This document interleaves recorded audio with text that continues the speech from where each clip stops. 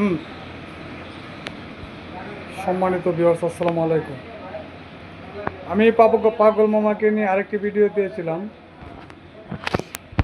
বিগত 15 থেকে 20 দিন আগে।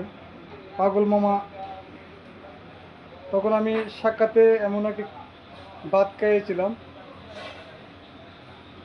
তৎক্ষণাৎ আজকে আবার 20 দিন পর মামার লোকে দেখা হয়ে গেল।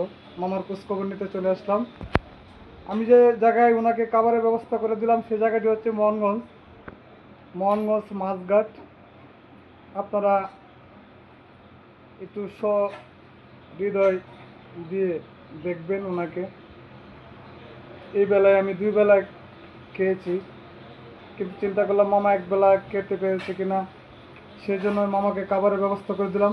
দুর্ভাগ্য, হোটেলে মাংস মাছের কোনো ব্যবস্থা নেই, সকাল তো, এই জন্য আলু ভর্তা, মাছ ভাজি, ডাল, সবজি দিয়ে মামাকে খেতে দিলাম। সম্মানিত ভিউয়ার্স, আসসালামু আলাইকুম। আমার এই ভিডিওটি একটু শেয়ার দিয়ে পাশে থাকবেন।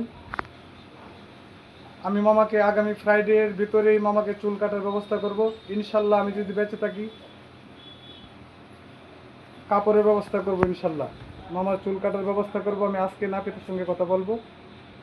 মামাকে একটু লক্ষ্য রাখবেন, এরকম অসহায়দের পাশে একটু দাঁড়িয়ে কথা বলবেন, এক মুঠো খাবারের ব্যবস্থা করে দেবেন।